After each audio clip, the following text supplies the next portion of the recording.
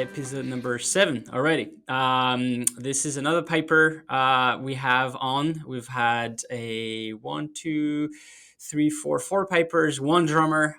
But this special episode is with another pipe major, Alex Gandy, who is joining us from Canada, and we'll hear all about it. Very excited to have Alex on because obviously he's a talented player, but also a pipe major, and I'm excited to learn more about his journey, how he took the role as a pipe major in the past few years, and the kind of like the challenges and the good moment that you've had and he's had as a pipe major. So Alex, how are you doing? I'm doing very well. Having a pretty Yeah, good morning. nice. You Yeah, good dog morning. behaved I on the know. walk. Yeah, I everything's know. going okay. You're based in Canada, but where exactly in Canada are you right now? So I'm in Dartmouth, Nova Scotia, which is just one of the suburbs outside of Halifax. We would be the second biggest city in the province of Nova Scotia. And situated sort of 5 minutes from the Atlantic Ocean. So we're about as close as you get to Scotland before you start swimming. Nice. That's a fun way to put it together, actually. Have Yeah. you always been there? As you grew up there, and Well, I would consider myself from Nova Scotia. We've lived here since I was 12 or 13. I was born in Ontario, just outside of Toronto, and we were there until I was still just a kid. Um, we moved to PEI for a couple of years, where my dad was in charge of the College of Piping there, where James McCaddy now runs. And after that, we ended up here in Dartmouth. So I did sort of my junior high school and high school years in Dartmouth area. I had a couple gap years in Glasgow, and which we'll talk then about. Yeah. I ended up back here. I went to university at St. Mary's University, which is sort of the school where I did my economics degree, and that's just based in Halifax as well. So I've been here pretty well full time for most of my life. Nice. That's awesome. I had no idea you were originally from Toronto. Actually, I know we've known of each other. We've definitely been at some parties afterwards and stuff like that. But I'm excited to learn more about like your certainly life journey and how you got to where you're at today. So you mentioned your dad. So obviously your dad Bruce Gandy is a big time famous piper as well. For those that don't know, I hope you know about him. Played for the 78 Frasers. I know Jason Briscoe, who's a guest on one of the previous episodes, mentioned his name as to be a great composer. And he also composed as well, right? Yeah, you know what, I've just finishing up a 6-part reel here. Nice. So my first 6-parter. So yeah, no, Is it for an MSR or for a yeah, it would be a competitive style reel rather than a sort of a rounder pipe band style thing. Sweet, that's exciting. But no, it's I just got the clearance. Anything I write, I send to a few people to listen to make sure I'm not, one, is it good? 2, doesn't make sense. 3, am I ripping somebody off? you don't want to be seen to be the guy that's writing, and it's just kind of maybe borrowing a little bit more heavily than he should. Yeah. But no, yeah. Nice. So yeah, my whole family plays, which I think not the whole family, but a very large portion. So my dad, Bruce, obviously most of the people that are listening to this podcast will probably at least have an idea of who he is. He started playing when he was young. He was 6 or 7, and he's one of the world's foremost pipers, composers that there is. My mother was an extremely good player. She played, I think, from a young age as well. I don't know exactly when she started, but she was a professional player. She played with the 78th Frasers right up to 1986. Did she? Wow. So the whole family was in the Frasers. Or I mean, your dad and your mom. Yeah. And my mother's father, Ronnie Rollo, was a player with the Frasers, and pipe major of a few bands in the Toronto area. And my dad's dad was a very good piper as well. I actually still play his bagpipes. So really, it's very much, both grandfathers, both parents, My uncle Ian was a snare drummer. Um, my brother plays bass, so it's there's a fairly strong indoctrination. So you were like born in it, and like everyone around you was doing it. Was it kind of like a normal thing? You just grew up in a family that played, so you were like, I guess I'm playing, or you were just really into it and you kind of like felt like it was the right thing. I when I started, I wasn't super interested. It was one of those things where there was always like a practice chanter lying around. There was always a method for me to play or goof around, really, in the Right. start. And I knew enough at the start to kind of like my ear knew a lot more than what I was able to replicate. So I don't know that I was the easiest person to teach at the very beginning because I thought I knew a lot more than I did. Um, but then, yeah, when I was about 10, I started to take it seriously and play, chanter and progress to the pipes. And I, it wasn't, it was never forced on me. My parents were really good that way, where they let it be known, like, hey, we think you might be pretty good at this if you wanted to try it. But I was never forced to it. I actually, during high school, I took classical guitar lessons for a little while too, sort of veering off from what's become my norm. Hmm. But I got to the stage where that helped a little bit with music theory and writing harmony for medleys and stuff, and even knowing how to navigate that sort of thing. Hmm.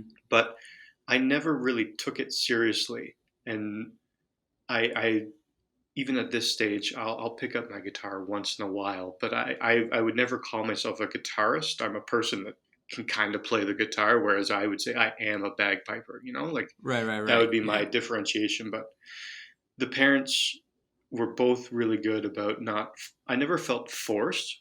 They would give me a hard time if I didn't practice because it's like, hey, you've got a contest coming up and you're not going to like it if everybody, kind of smacks you around. So Right. you better get practicing a little bit. But there was never really any sort of forced push from them. Like this is it. Yeah. When I Do you think was it when was a I strategy? Do you think it was strategic for your dad or your parents to put a practice center sort of like in areas of the house where you could be going and be like, oh, let me just like, goof around. Do you think that was, I have you ever talked to him about it? I've never asked, but I'm sure of it. I mean, having my son Colin was born last June, and he's we've made sure that he's at everything. So he's coming to band practice. He's been around the pipes since day one. So once he's at the stage where I can sort of strategically leave a practice chanter, I'm Yeah, sure I will. you would do it. But no, I'm trying to think. When I was 12 or 13, I think I announced I'm quitting. I don't like the pipes. I don't want to play. Really? Yeah, and it was one of those things where playing the bagpipes certainly doesn't make you the cool kid at school. Yeah, I So mean, yeah, it could. It depends, but yeah, I imagine it yeah, wouldn't. No. yeah, it's maybe changed. I think with it being 2022 and people generally being more accepting of differences and different cultures and different things like that, it's probably going to be a little bit easier. But at Hmm. the time, there was it wasn't gaining me a whole lot of points. So I was just like, no, I don't want to do it. I don't care. And I remember my parents saying, okay, well, what are you going to do? I'm like, well, what do you mean? They're like, well, you're going to have to learn something. And that was always the rule. It's if you're, you're living at home, you have to play a musical instrument. So I thought about it and was like, okay, and this was before even the guitar became an option.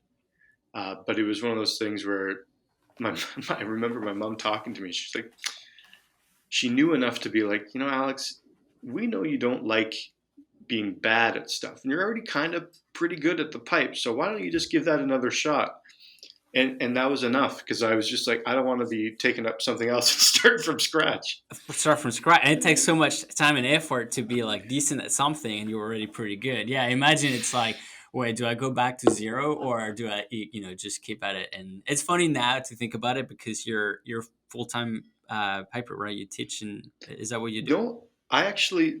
So right now I'm on parental leave. Um, uh, Thankfully, in Canada, you're able to take up to 18 months um, off of work, and it's split between myself and my wife. Um, Right. but so I'm on parental leave from work right now. But in my day job, I work as a financial advisor with the Royal Bank of Canada. That's right. So I I'm remember that. very much a hobbyist, I guess, in the view of everything. I teach at home, and but it's I'm my profession would be as a financial advisor. I see. Oh, interesting. Okay, so I was wrong in saying like, oh, it's funny because like thinking back now, you're a full-time player, but no, you're not. So actually, you kept it as a hobby all the way through. I mean, up to now, right? It was always like a side thing. Were Yeah, you ever considering making the move to be like, well, I'm obviously good at it. I play for you play for great bands, and it's very much part of my life. Should I make it a full-time job? Were you ever thinking about it? I think about that all the time.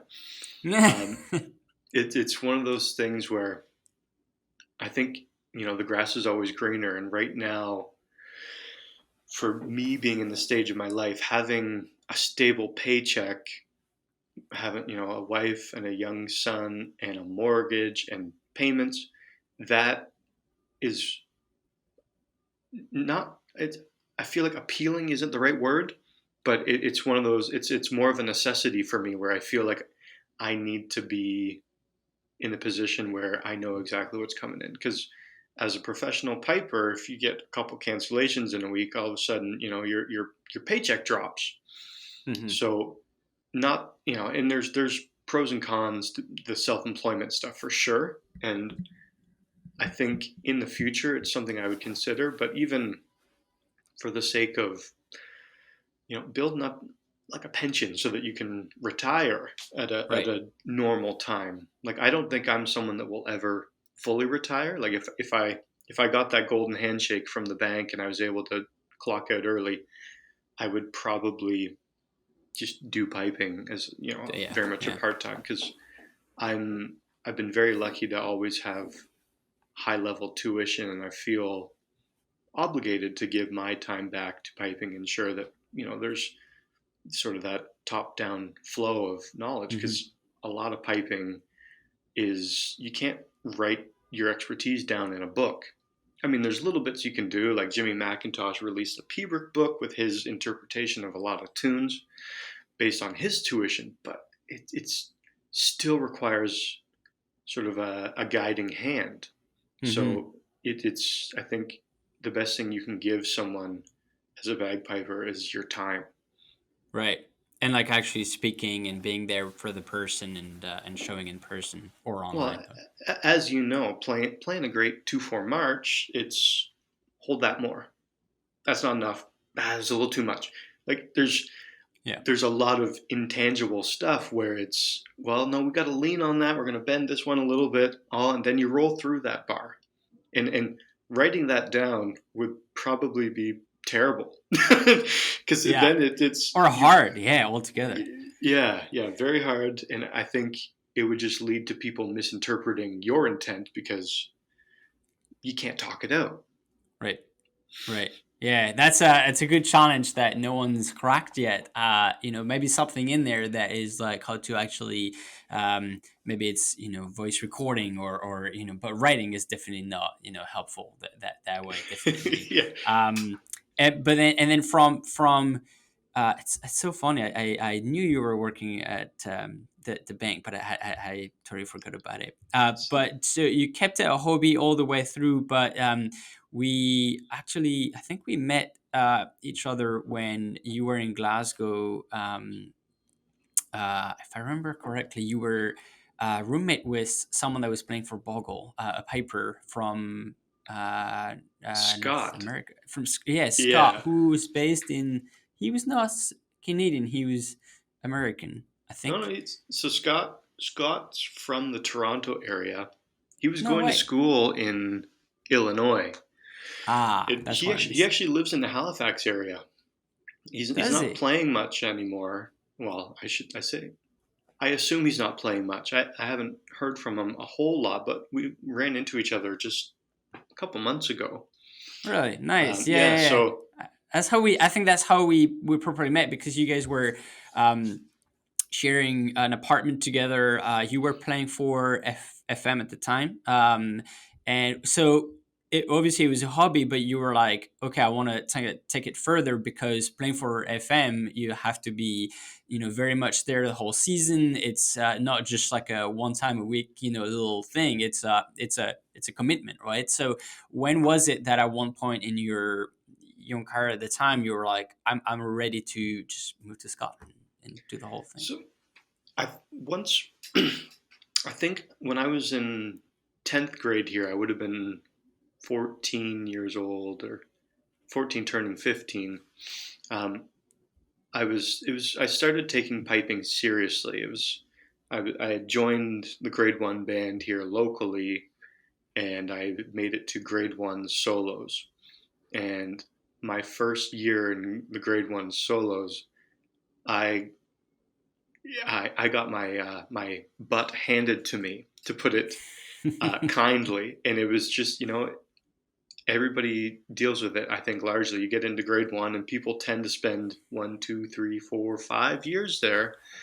So I'm playing against people that are more mature than me. They've got a better handle on their instrument. They've got more experience with the tunes, and I wasn't practicing enough, and that's I was not a model citizen as far as practice ethic when I was in my early teens. Like it was one of those, like, I sort of wanted to just ride by on natural ability, and Mhm.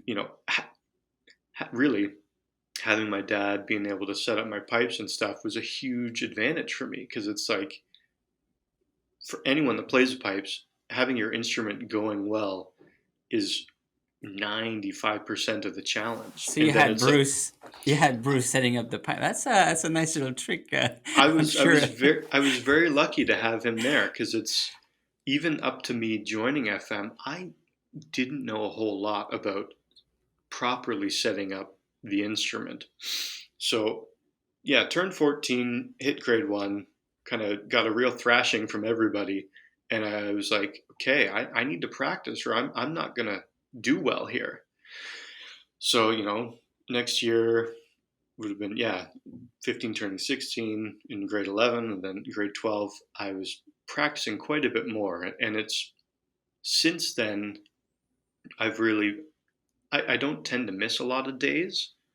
It's just so much easier to keep your pipes going if you just practice even a little bit. And I remember, this is not related to FM, but as a kid, going to piping camps where I would be taught by Willie McCallum and Angus McCall and Alistair Gillis and Jack Lee and my dad and Ian K. McDonald, all these guys, amazing players.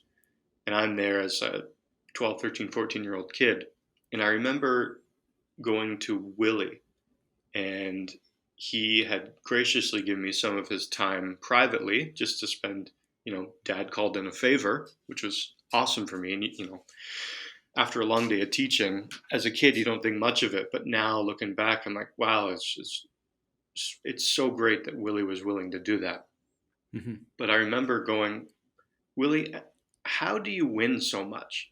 Like, because, I mean, Willie, he's such a machine. The guy, he's won pretty much everything several times over. And it's like, you don't often hear him make a mistake. You don't hear his pipes going out of tune. You don't hear him missing technique. Like, he's a competitor's competitor. And what he said to me really, really stuck. And he just said, it's the 15 minutes on the days that you don't want to practice that will win you the contest. And I really try to lead by that and live by that, where even okay, maybe you had a little too much to drink the night before. No, get the pipes out, do the right thing. Because once you get the pipes under your arm, yeah, well, and the same, you pick up your sticks, yourself, oh, I'm just going to play for 15 minutes. It rarely is just 15. So you still Yeah. get a proper practice anyway. And even if it's just 15, then you still did it. You Yeah. know, it keeps your hand moving. It keeps you thinking about the tunes. It makes a big difference. So that's a bit of a tangent, but that all sort of led to me trying to actively get better, and I was really practicing more and trying to approach It gets professional better, because yeah. That's super yeah, interesting. Like, you were a competitor. I mean, you're still, but that was like, you going up to grade one, not doing too well, and being like, okay, I need to step up. I mean, it was really two ways at that point. You could have been like, you know what, it's not for me. But you were like, you know what, I've gone so far, I want to improve, and that was like a turning point for you, right? it was, yeah, getting to grade one and having all these people where it's like, I'm listening to them play, and I think as competitors, as pipers, as pipe bands people, we all tend to focus on what our competitors doing wrong. But if we all take time to think, okay, what are they doing right? How come they're beating me? Because Yeah. you can only blame the judge so much. Like generally, it's like, okay, the judge just wants to hear good tunes because we're anyone judging, they're given their time on the weekend, spending time away from their family. Usually, it's It's okay. an They're easy going out. target. It's easy to blame them. Oh, they don't like this or they don't like that. Which maybe they don't. But did you do everything you could have to make it so that they couldn't afford to not have you first? Which sometimes you gotta you just close all the doors.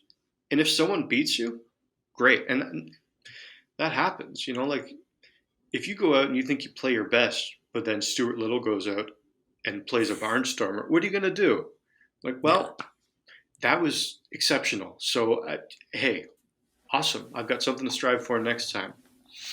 But that was being able to think, okay, I knew that I needed to get my handle on the instrument better, and I knew that I just wasn't consistent enough with technique, and I knew that I could play the tunes as well as the people that were in grade one. But it's I was leaving the door open. I wasn't Hmm. dialing my bagpipe in quite as good as it should have been.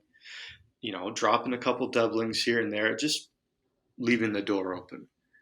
So after working through that and get back to the FM thing, there were amateur sort of invitational contests that I was starting to get invited to between the Nickel Brown, the George Sheriff, and also at the time the Metro Cup was doing a big sort of grade one amateur contest. That's right. In New So York. Yeah.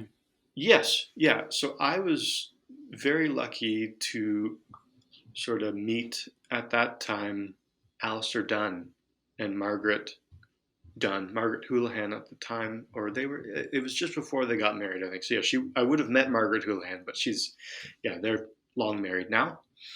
And Who Alex, was for a long time, Alistair Dunn was a long time, for those that are not aware, he was a long time pipe surgeon of FM for many, many yes, years. Yeah. yeah. So Alistair, yeah, he was pipe sergeant the whole time I played in the band, and I remember playing for. I think he judged one of the events in the grade one contest there. So I played. I don't even remember what I had played for him, but we got to talking, and with my parents and myself, we had always talked about me. I didn't want to go straight from high school into university, so I'd planned I was going to move to Scotland. Oh, So anyway, regardless of the band, you were like, I'm I going to do was 1 year in Scotland. Okay. I was always planning to do at least 1 year. I ended up doing sort of it was the better part of 2 years, um, but I knew I was going to go over. I was going to study with somebody. Ended up being Roddy McLeod that took me on for tutelage at the time. But I just knew that no, I'm going to go. I'm going to work. I'm going to you know learn to be an adult, and Yeah. you know, it, and I was always going to do that. So And that was moving to Scotland was obviously experience, like cultural experience. You always went to Glasgow growing up, I imagine, with your dad's band. But it was like a gap year slash learning, like improving and getting better at piping and having a cultural experience, right? Yeah, Did you it think about was. anywhere else, or no? That was like Scotland. I I always wanted to do Scotland. Like it always Scotland, Glasgow always feels like home. Yeah. Like it didn't, and not that Dartmouth isn't, like Dartmouth is home for me, but anytime I'm over there, like that's one of the few places Chantal, my wife, and I talked about. You know, if we had to live somewhere else, okay, where would we go? Yeah. Um, so we've both spent. My wife, she's a competitive Highland dancer. Uh, Oh, right. yes, 7-time Canadian champion. She spent a ton of time in the summers from a young age going back and forth to Scotland as well. Got it. So, and actually, both of her parents are British citizens. So uh, that's further along the story here. But yeah, so my mum actually, because her parents were both born in Scotland, married in Scotland, emigrated to Canada, I was eligible for what they called an ancestry visa. Um, if I believe it's because my mom was eligible to be a citizen, and now Chantal's eligible to be a citizen too. So I'm kind of pushing her to make sure she gets that sorted out. But Yeah, you should. So that's why it was like easier move to go to Scotland because of all those connections that you had. yeah, yeah, like I had people looking out for me. I worked at Pipe Dreams, which is the firm that makes Easy Drone reeds. Um, my Right. first year there, I was with Pipe Dreams and doing that, working with uh, Finley Johnston, who prolific piper, class winner, Hmm. Glenfiddich champion, Jason Craig, and the bosses at the time were Finley's dad, Tommy, and Ronnie McShannon. So I was immersed in piping, and Jason actually played in bog hall at the time, I Hmm. think, or he's maybe taking time. Anyway, he's a previous bog hall member too. Winding back to the Metro Cup, I had played and got to talking with Alistair and Margaret, got along with them really, really well. And Alistair found out that I was planning on moving to Glasgow. And he kind of said, well, what are you going to do for a band? And at the time, because of my friendship with Glenn Brown, who was playing with Shots, I had sort of been like, well, I think I might play with Shots. And he went, nope. He's like, you're going to play with Field Marshal. And because of just me not knowing, I had no idea that living in Glasgow and playing with Field Marshal was even an option because I didn't know that they had the Glasgow contingent. Core team. I, Yep. I didn't know that there was. I knew they had travel members because at the time, it was fairly common for there to be traveling members. But for me, I moved over there when I was 17. Right. I was a younger high school graduate just because of when my birthday lands. But I didn't. I was like, there's no way the Field Marshal, because I loved listening to the band. Everybody knows that their sound is the sound, and it was just like, oh, that's an option. Wow. Yeah. All of a sudden, So it's like, well, that's exciting. yeah, so that very quickly kind of changed my mind about what I was wanting to do, um, because So between FM or Glenn Brown, you picked FM. I mean, I would have picked FM too.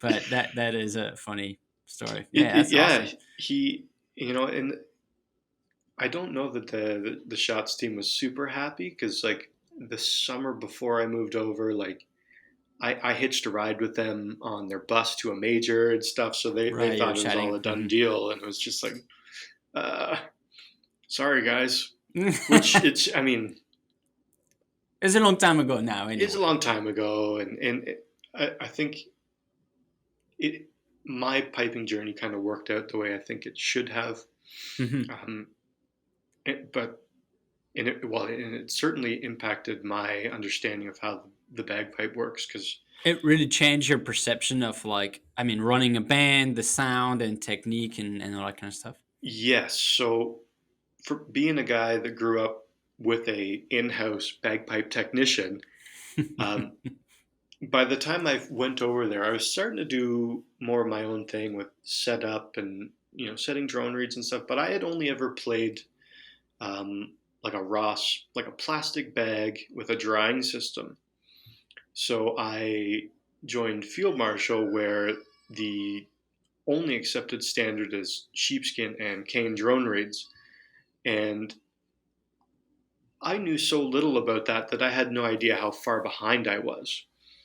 Like I'm going to practices and really just flying by the seat of my pants. And there was a few.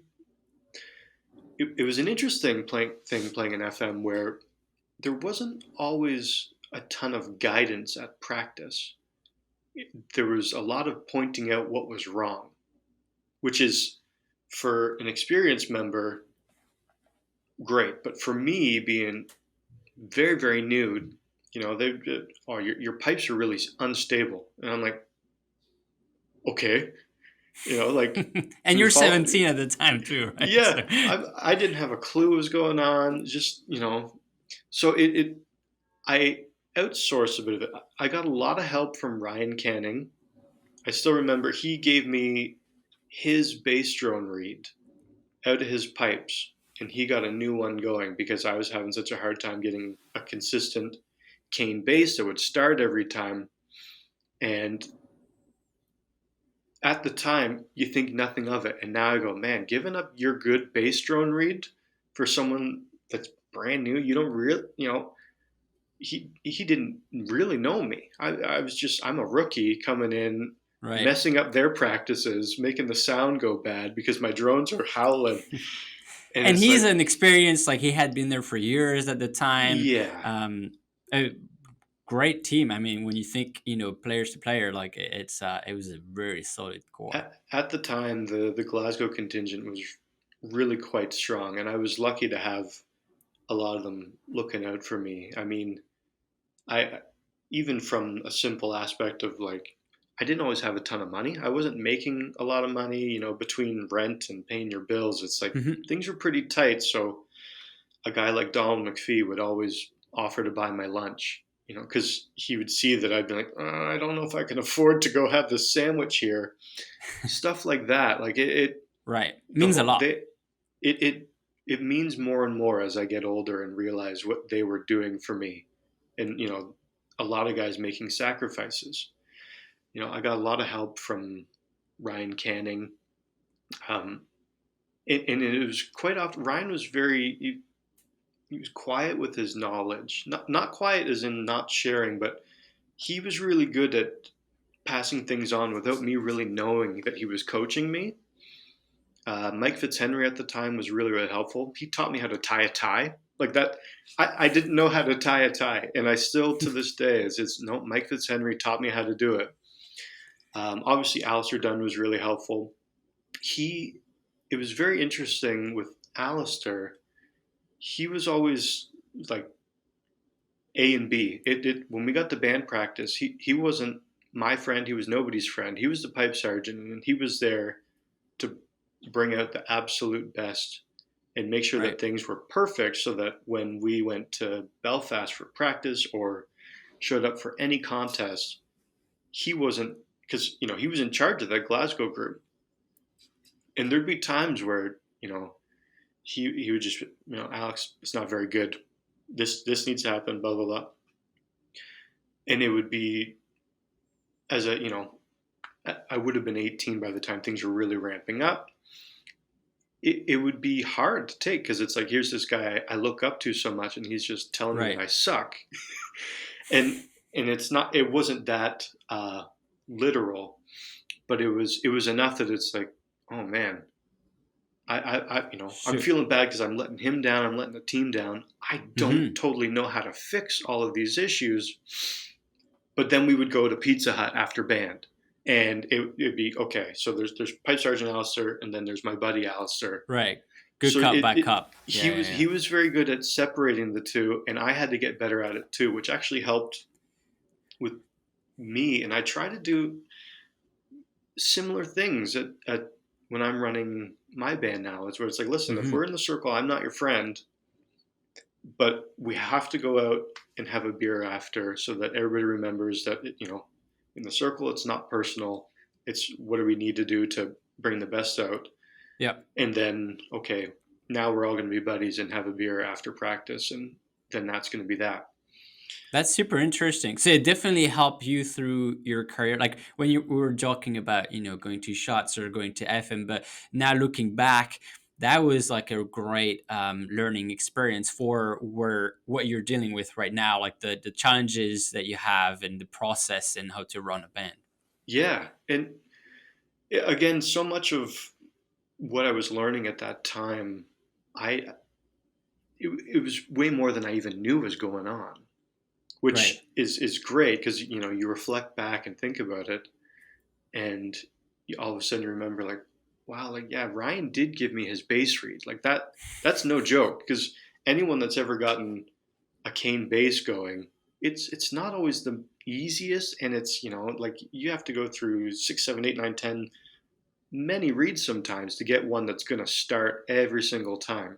Hmm. So like him doing that, like it was a very very generous act for he didn't have to do that. And that was like what we were talking. Oh, what year are we talking at that time? So I joined. It would have been in the fall of 2006, Right, oh and I six, so oh seven. So you still remember to this day, like, that moment. So it really impacted you and as a person, as a human being, and also as a player. yeah yeah the at the time I didn't know enough about Kane drone reads to even appreciate what he was doing Hmm. because it was in 2000, it was January 2007. We did the Celtic Connections concert, which was another sort of interesting thing where normally you join a new band, you have to learn all the material, and then you have time to get it going up to the proper level by May. And I had to learn everything. I got the music in September, this fat stack when I got there, and I remember them saying, "Oh, in the middle of October, you're going to start doing your one-on-ones with Alistair." So I had to learn everything immediately. Two medleys, two MSRs, hornpipes, 6/8, and then all the concert sets.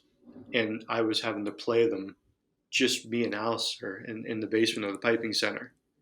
That's when you're like, actually, this gap here in Scotland, I'm not too sure about it. Maybe I Yeah, should just go back to yeah, Canada. yeah. Maybe that job at McDonald's doesn't seem so bad. That's so bad. Yeah, but no, looking back now, it really, it I don't want to say, perfected is the wrong word, but it really kind of honed in my practice ethic where I became more and more aware of what's required to play at that top level. Right. And then 2007 was a really good year. The band won the world, so it really panned out for me. Was that your first worlds, or is the worlds that you won That that year? that's Nice. that's first and only because in 2008 I played again, but SFU won. Right. Um, but it's Wow. still What an experience, though. Like you're still talking about it like it was yesterday, and you remember every detail of it. it comes and goes. There's sometimes where it genuinely feels like it was yesterday, and then I was actually talking to Richard Parks this summer and just saying to him like I can't believe it's been 15 years, Hmm. which is like I still forget. I'm like, man, I'm getting old. It's like, what do you mean? How could it possibly have been 15 years since I finished high school? But yeah, Yeah, crazy. And from there, you moved back to Canada, and where you're from. Is that when you took over the pipe major role, or you still had a few years under your dad? just a couple of years. Yeah, so I played with Field Marshal in 2007 and 8, and Mhm. then I was into university at that stage, and so in 2000 I moved to Scotland. It would have been August 2006, and I stayed there until September 2007. And then I had to come home because I had agreed. I did my first year of university, So I was a couple days late because of Oban and Inverness. Which is way more important than Of course, yeah. First couple days, it's fine. yeah. It's fine. So I came home, did my first year, but I knew that. I mean, especially after winning the Worlds and having such a great first season, I couldn't say goodbye to FM just yet. So Richard agreed to let me be sort of a fly-in sort of transplant. So as soon as when I finished my exams it would have been April 2008, I was on the first flight out of there.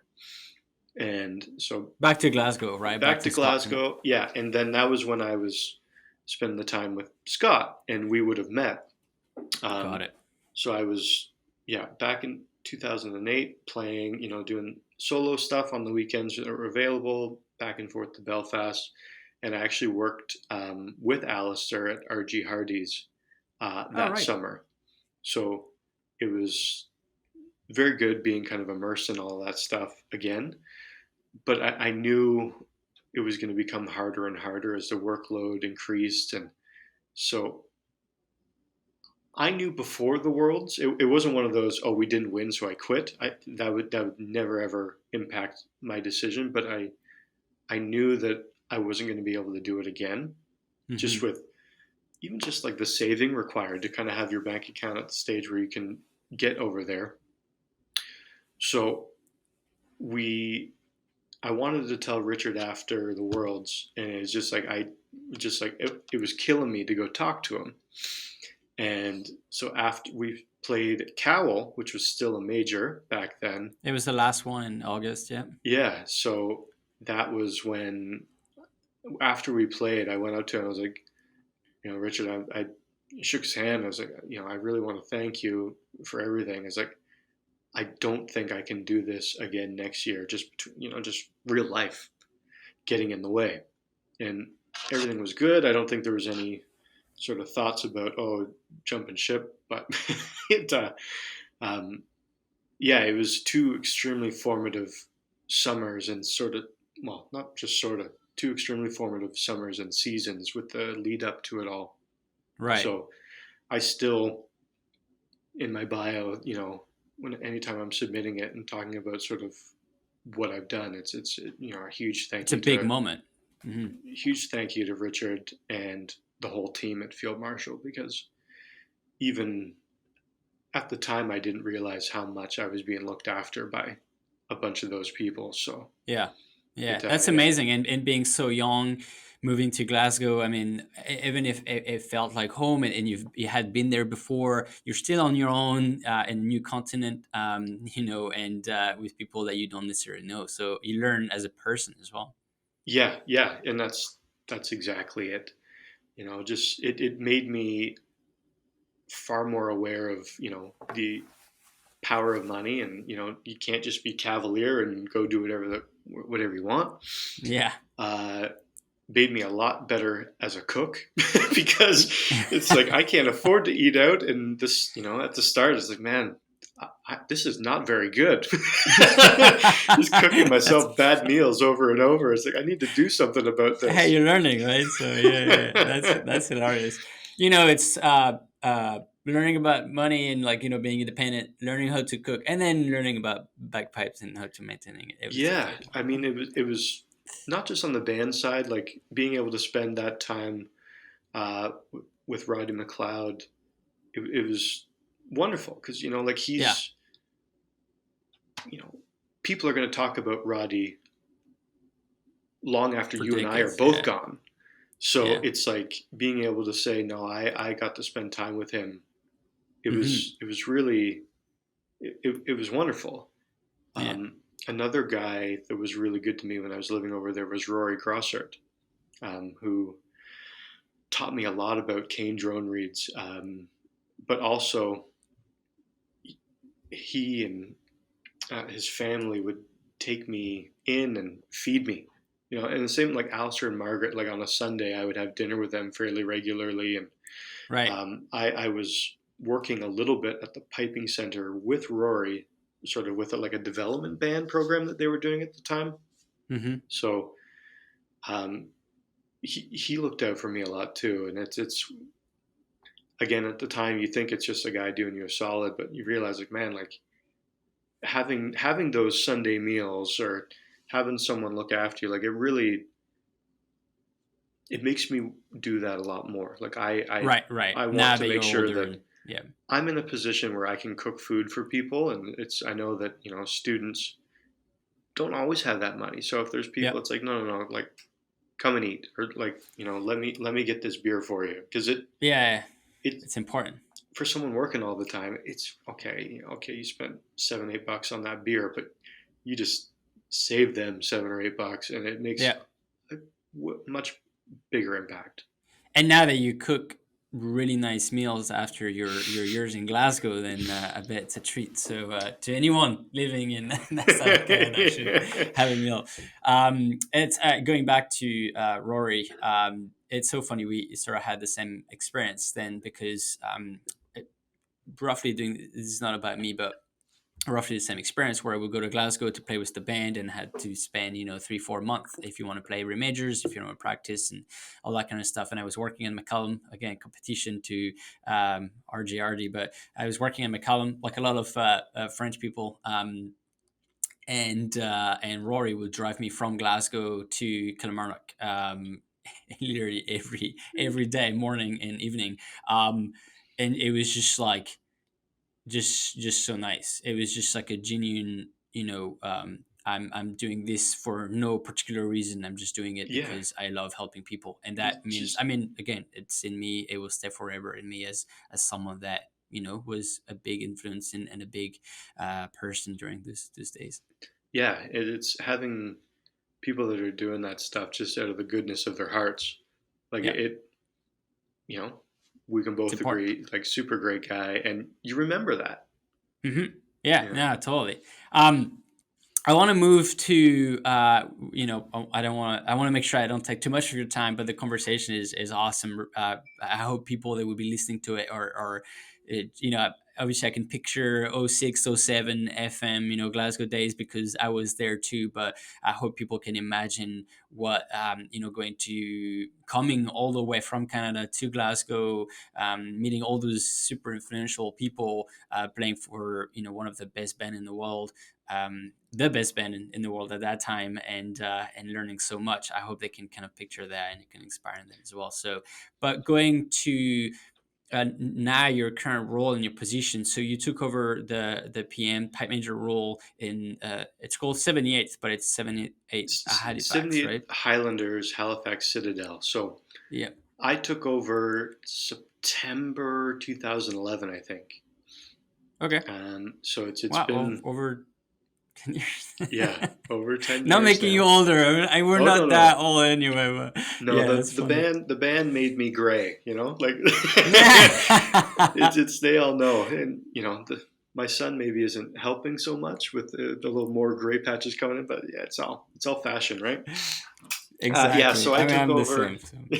Yeah, September 2011. I took over. I would have been 22 at the time, Wow. and yeah, it was young, and I remember speaking to my grandfather about it at the time, and he died shortly after this, but I remember him saying, because I was talking about, because the pipe major at the time, Rod McLean, had asked if I would take over.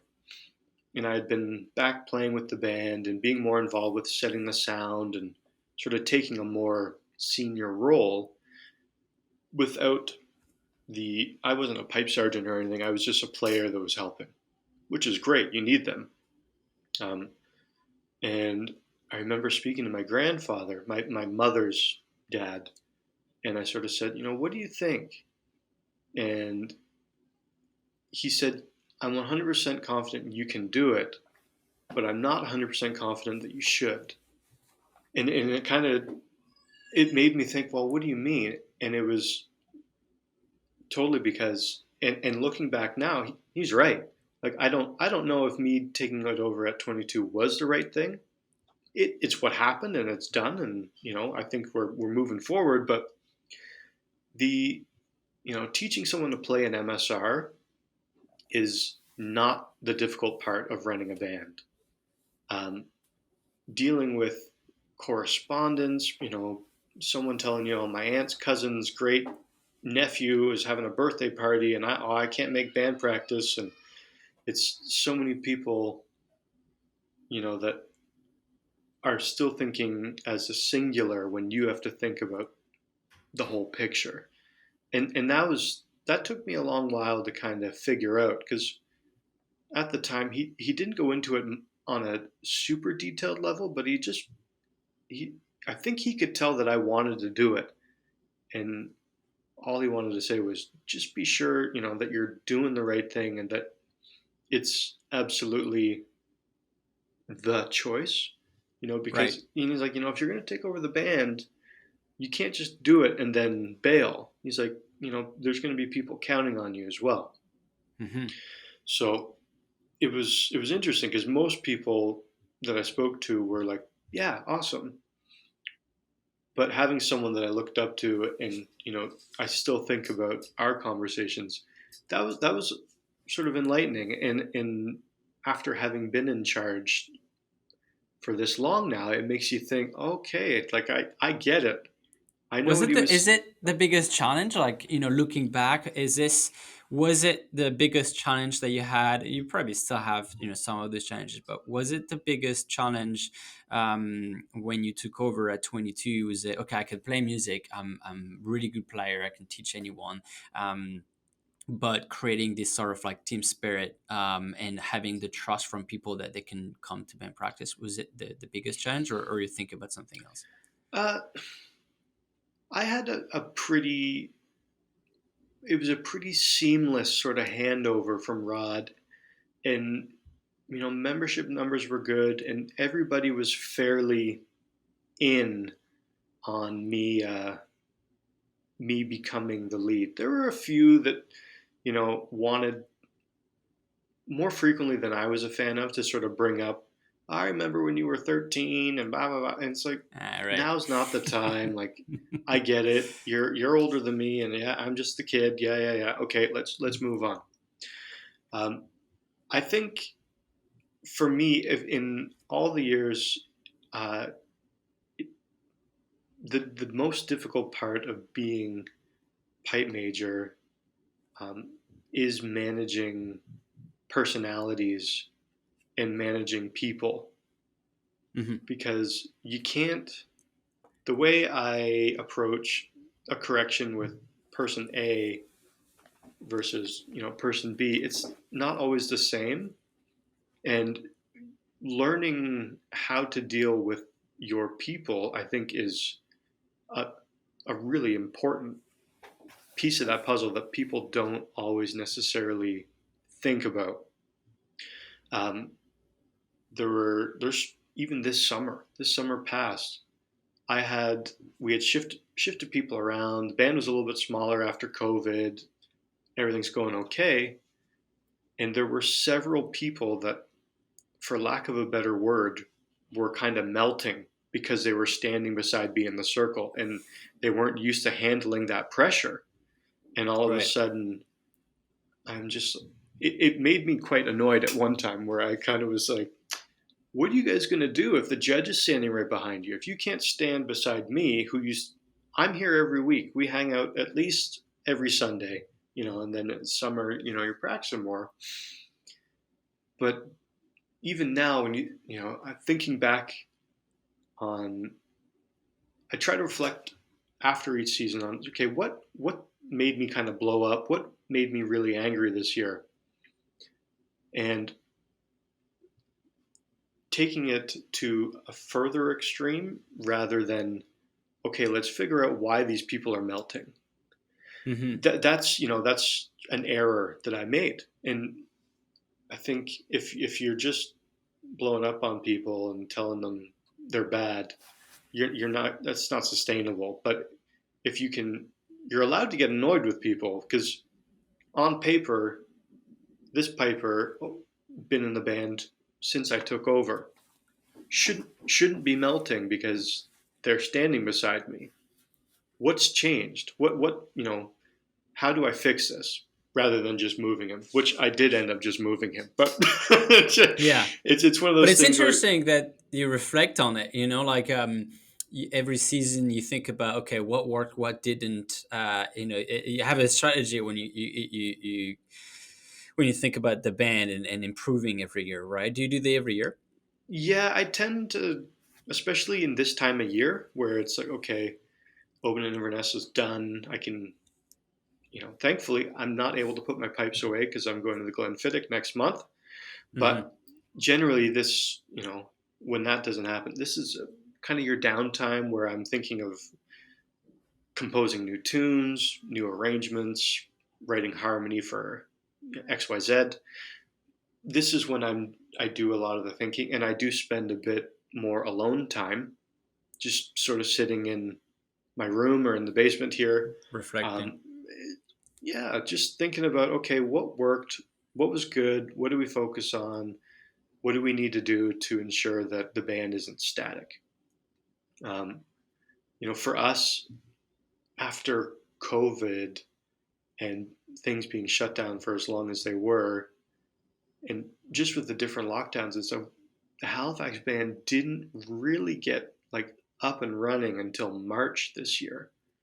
So the individuals did a lot of work. So I think if we're able to get things up and running even sooner, it's naturally going to have the Come level back up. rise. Yeah. So I'm optimistic for that. I've got a bit of work to do on coming up with some new stuff in the meantime. Um, but What's no, the period? I'm very curious, like, because every bands are sort of different, but also similar. But curious, like, so you have this month, like September, October. Maybe you have some solos like the Glenfiddich. So you reflect on things, um, and then you're saying like, I need to come up with exciting stuff that will bring the team together. How much of that time is um, in your year where it's like writing new stuff or just coming up with a new medley until the band kind of comes back together? so I I'm always writing, coming up with different sort of ideas. Um, Not all of them are good, but I mean, even if looking at my phone in the voice memo section, there's always just like, oh, I thought of this thing, and I usually if I have my chanter in my hand, I'll just hit record and sort of play it down. Um, for me, with writing, I try to always let an idea sit. So if I have what I think is the next best hornpipe or this idea for that, and you kind of have a bit of the foundation for it, I will play the idea into the phone or write down a couple notes or try to get the ending phrase or some sort of recurring thing. To And remember, yeah. record it to make sure I remember. But then I try to park it for at least a day and leave it sometimes for a week, sometimes a month. It depends on when I just get back to it to make sure that I'm not just patting myself on the back and thinking, "Oh, this is great," and then because some of the ideas you go back to it and you're like, no, that's not great. Or you're like, wow, okay, no, that's the fourth part of John Morrison. So it's Well, I've heard that before, actually. yeah, that I wish that wasn't what I thought it was. Okay, and then you just okay, delete, move on. Um, there are situations where I'll miss it, which is why I send all my tunes to people to proof. So anything I've written, Ken Eller listens to, Colin McClellan, my dad. I'll send them to Glenn Brown as well, quite often, just to make sure that I'm not recreating someone else's wheel. Because that's, I certainly don't want to be seen as an idea or tune thief. Right. So doing that, but with the with the with the medley creation or manufacture, whatever you want to call it, I I'm always looking for tunes, always thinking of ideas. Um, but the culmination of it all tends to happen in this period. Exactly what you're saying, sort of September, October, where it's okay. Now I need to take that good idea. I need to write it down and make sure that still make sense on paper. Is it too complex? I think pipe band composers tend to want to make the most complex thing possible. It's how do we fit in that extra layer of harmony? How do I fit in that Dari movement, or I'm gonna get a Krenlua into this opener? And it's like, I think there's a lot to be said about, salt and pepper. Less is more. Let's just make, is this good on its own? Like, is it only good because of the great support from the drum section, or what Khalil's doing with the bass, or is this tune good because it's good? And I try to make sure that any tune that we're playing in a medley, and again, it's not always a perfect fit, but generally I would say if I wouldn't play it on my own in a recital, then the tune's not good enough to be played. And Right. Is that what you think about? You think about if I can play on my own, but you also were touching a bit about the midsection and the drum corps. Like, are you also thinking about how could this be played by a drummer? Yes, yeah. With the drumming influence there, that would be where some of the things would sway away from my generalized rule about would I play this on my own, because well, yourself, and I'm sure most of the listeners are aware, like there's some things that bands will do, whether it's a syncopated note or we're gonna hold this over the bar line just to create more effect and give a dynamic opportunity for the drums. So there's different things like that where it wouldn't necessarily be a perfect fit. I'm thinking of in one of our openers. Hopefully this isn't squeaky. Yeah. So we play. It's a tune my dad wrote called Ian Rollo.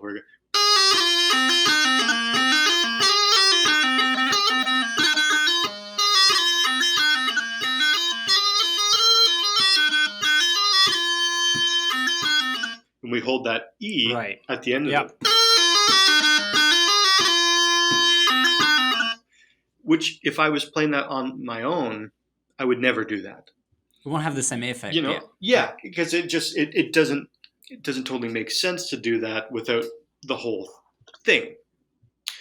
But generally speaking, if the tune's good enough to be played on your own in a recital, then okay, let's look at what we can do with it.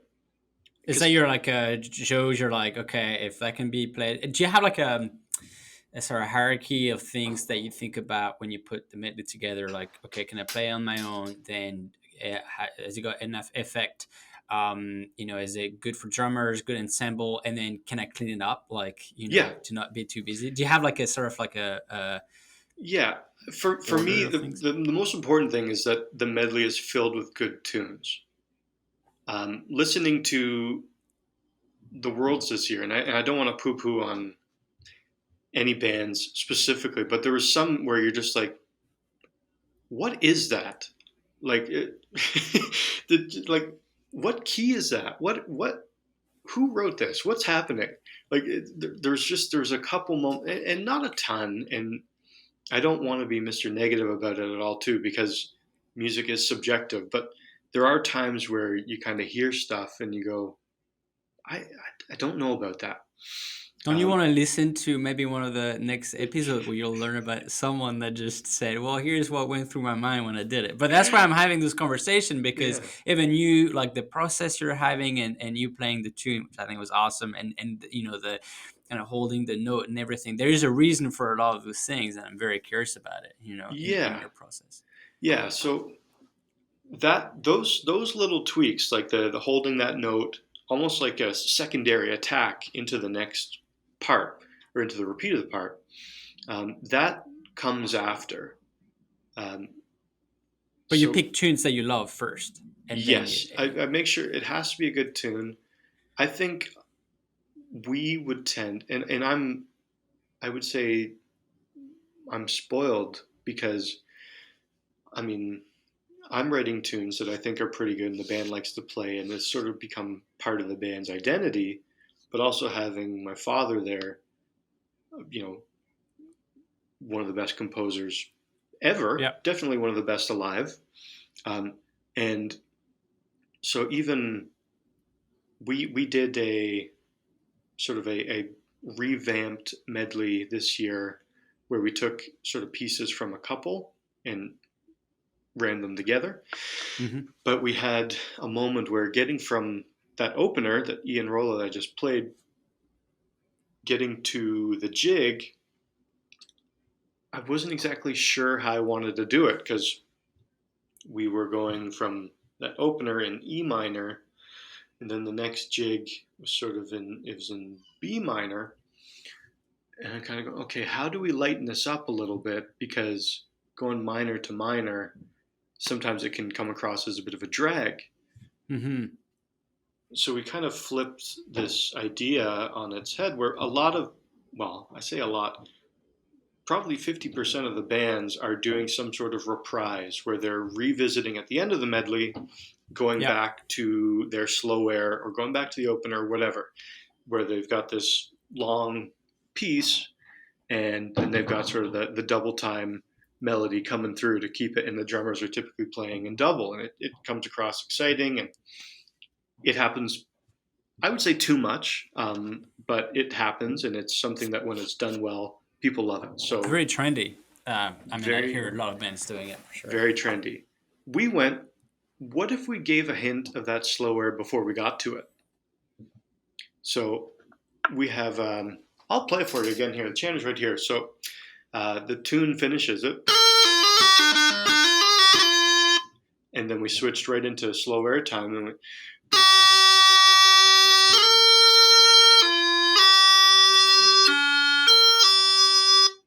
And so that the slower we're playing it's a piece of it's like a slow airized P called Lament for Roaring Moor, and in the second part you go,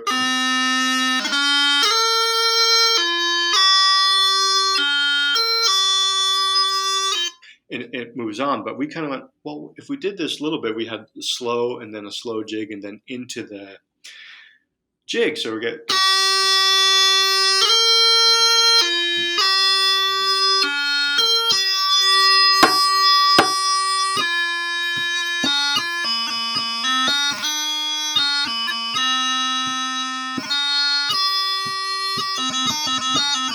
But it finishes with how the slow air starts. Good progression, yeah, and so we're playing that, and that was 90% Bruce's idea, where it's like, well, why don't we just do like a prequel instead of something coming after? And it's at like, the end of it, yeah, perfect. So it brilliant. yeah. It seems so simple when you say it, like, oh, we'll just play a little warm up. And but it took a bit to kind of arrive to that idea, right? Yeah, having it go from the slow air and then slow jig and then on the break into jig tempo, it took a little while to get it where we wanted it, and figuring out, did we want to do an accelerating piece or did we want it in steps? And purely from a safety option, we did it in steps, because if you allow players to accelerate, sometimes you can get people that want to it's hard to control. It could get very difficult. I've noticed, like, even going back to you talking about listening to the walls this year, you do have a lot of medleys where after the slow air there's some sort of like slow progression that gets into a jig most of the time. So you see this pattern, and that could, if it's executed really well, then that's very powerful and effective, and it shows that the core really worked for it. But it's also very hard if you don't have the players for it. That's exactly it. And it's one of those things where, if thinking about the risk and the reward, it's, if we just have these steps, does it have the same effect? Very nearly. Is it 80% safer and, significantly more likely that we will execute it well? Yeah. So, okay, let's do that. And how much gray hair would I get with one version versus the other version, right? That makes sense. That's it. And even for myself, like as pipe major, it's sometimes I have to remind myself not to just play at whatever tempo I feel like. Yeah. So, you get going and all of a sudden it's like, well, I can play these jigs at 130. So, and it feels Everyone okay. should. And then and then you're going, oh, wow, this is a little murky. Okay. So I have to remind myself a little bit and spend some time with the metronome just to make sure I'm kind of getting, okay, no, we talked about this sort of being between 124, 126. Okay. That feels good. Um, and not pushing past that sweet spot for the band, because Right. with anything in a band, whether it's the score you're playing or the tune or the reeds, you need to cater to the player that needs the most help. If Hmm. you're catering to the best player, uh, or the top quartile, you're kind of setting yourself up for failure. You need to cater to, okay, this person's new, they're really really working hard. What can they manage? Because we need player ABC on the field. Let's make sure that we're not, because the difference between 124 and 128 can be pretty stark for some people if you're Right. playing jigs at that tempo. So it's, are we going to lose a lot of points if the judge is listening to us play this really in the pocket at 124 versus that train kind of teetering off the rails at 128, 130? Hmm. So you're just having to hedge your bets a little bit, I think, for Yeah. that type of idea. That's super interesting. And just listening to you, I've definitely heard those, challenges with other pipe majors, but also, and totally forgot to mention, but the band that your pipe major is a grade one band. So it's like, it's one of the best in the world. And so you're also having those difficulties that, or not difficulties, but just challenges, and you're thinking through a certain process that someone in grade two or grade three could be thinking about, right? Like, I need to Hmm. have X number of players. I cannot just put some on the sideline just because they're not playing as fast as I wish I could, right? So Yeah, those challenges are definitely across the board, every grades, and it's yeah. every major is dealing with it, and It's leading drummer too. yeah, it'd be valid for anyone in a leadership position in any band. Because Hmm. if you're, even if you're in grade 4B and you want to go out and have a really impactful season, trying to play Arthur Bignell de Lacrosse or like a 2/4 march, putting yourself out there with one of the tougher tunes. I don't even know if that's on the map list or if that's still a thing, but you're going to impress far more people playing a medium difficulty tune really well compared to playing John Morrison of Masson House and Right. messing it up. Um, and I always, it's the same thing when I'm picking tunes out for students or thinking about things for myself, because it's like if you've got a student that has a real hard time with F doublings, well, Mrs. McPherson of Inveran is not the tune for them because Yeah. it's slammed fill with it. And I'm sure there's drumming equivalents where if there's a rudiment or a piece of technique that's difficult for someone, well, let's not pick a piece that's really going to highlight that weakness. It's okay, work on it, because you don't want to just pretend like F doublings Dismiss it don't and not play. Yep. exist. But you when you're competing, you want to go out there to put your best possible performance. So Yeah. whether it's grade one, whether it's 4B, play tunes that everyone can start and finish clean. Yeah. Yeah. No, that's a very good advice to anyone listening if they're in different grades. Which I hope that's one of the reason for this conversation. This conversation is highlighting things that you come across that maybe someone else in a lower grade could come across and have to deal with. So super insightful, super interesting. I also love the part where you're playing and highlighting, because it also makes so much more sense when you hear the music and you're like, okay, wow, that was the kind of knowledge that went through the transition, and they were not trying to be everyone else but also be efficient for the team, and how it came about. So just really really insightful, super interesting stuff. Yeah, thank you so much for sharing all that. No, it's good. I think thinking about tunes and medley creation, the last sort of comment I would have on is quite often the judge is getting one listen. Right.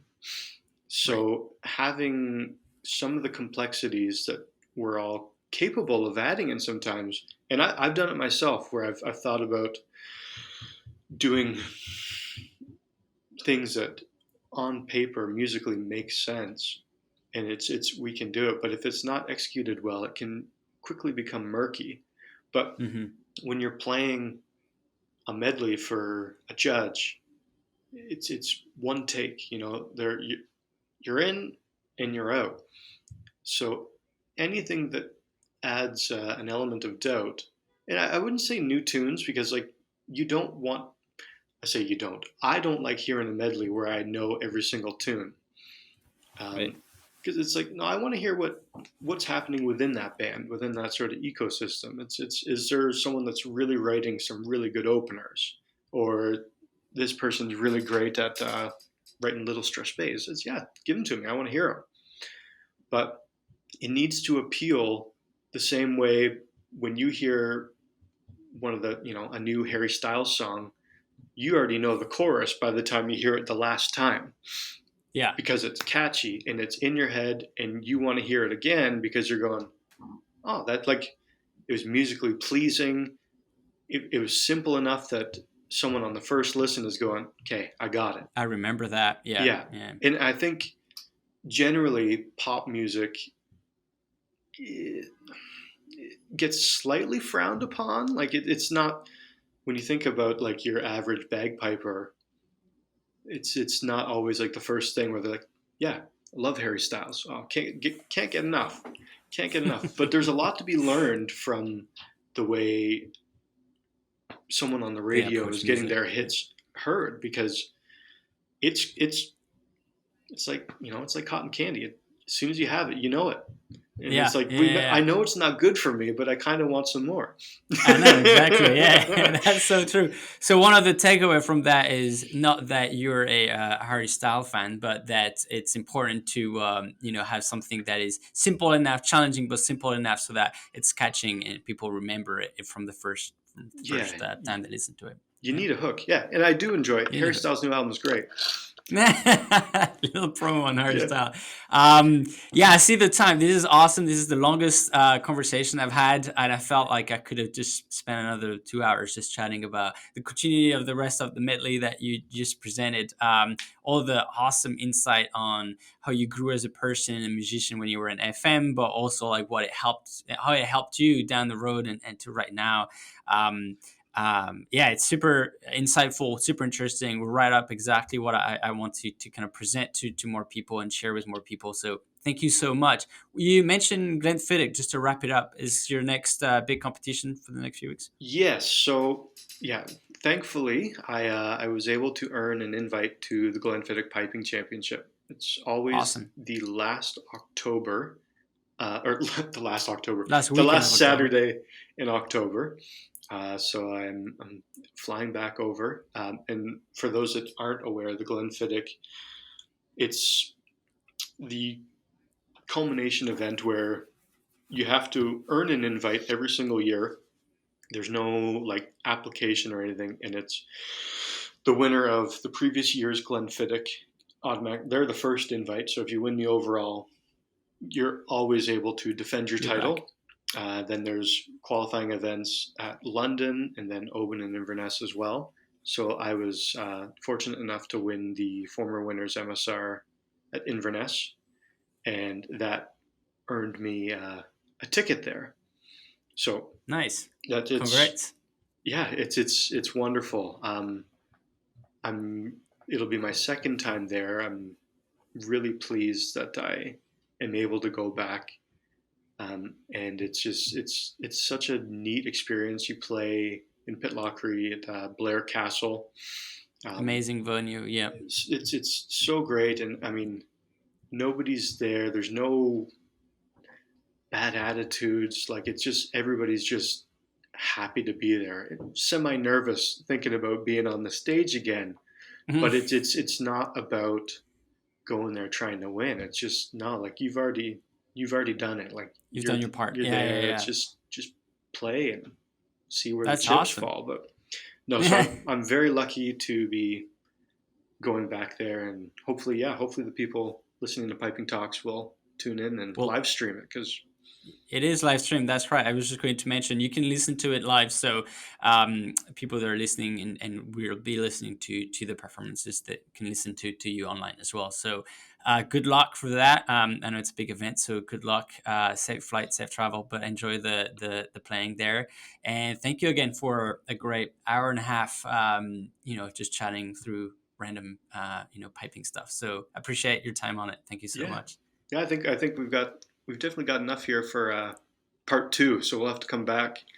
I know. I was just going to say, I feel like I have so much I wanted to still ask you or just chat about in general, but an Yeah, hour and 20 minutes is that's quite a time. So you never know. Maybe in the next few weeks or months we'll yeah. have another catch up. We'll, So we'll work thank you something again. out. I appreciate it. Awesome. Yeah. Thanks, buddy. Take care.